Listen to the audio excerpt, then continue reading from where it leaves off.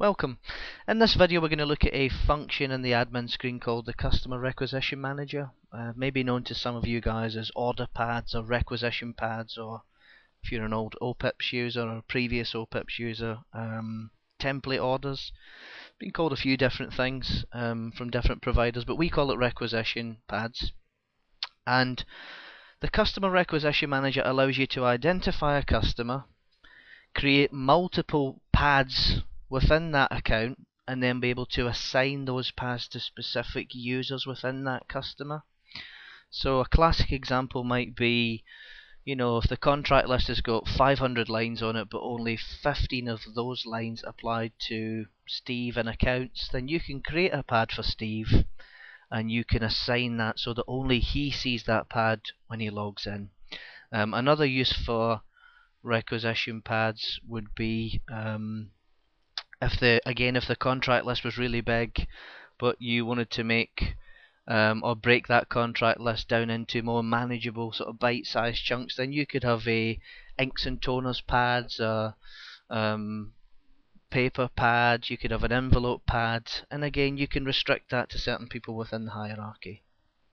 So let me just go ahead and show you how this works.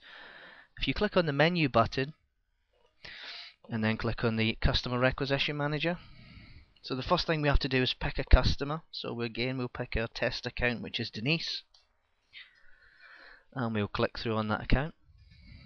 And now that we're inside the account, you can see we've already got a pad created here. So if we click through on that pad,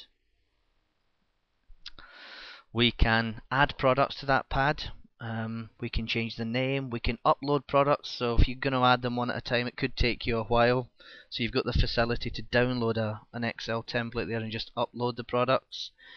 And then you've got the user restriction list, which is where you decide what people within that customer are allowed to see and use and buy from this pad. So we're going to go ahead and add some products to the pad. So we can add using just product code and add. Alternatively, we can upload a file, and that's probably going to be the more sensible way of doing it, particularly if you've got loads of products.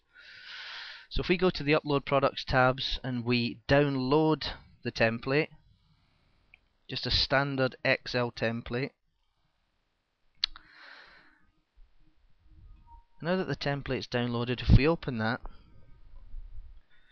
and just for the sake of speed, I'm only going to put 2 or 3 lines on this, so put some paper, some staples, and some ring binders. We'll do a file, save as, standard Excel worksheet, save it to the desktop.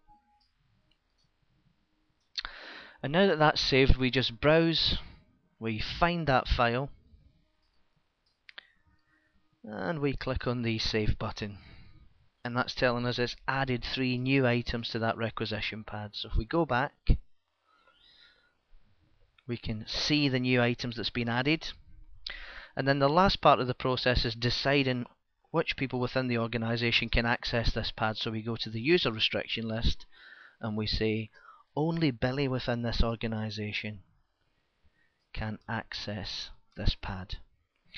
So the net result of all of that stuff we've just looked at is when Billy logs in on the front end into his customer account, if he clicks the Customer Requisition Manager button from the control panel, he's going to see that pad and those products within that pad. So that's just a quick run through on the Customer Requisition Pad function, and we'll see you again on another video.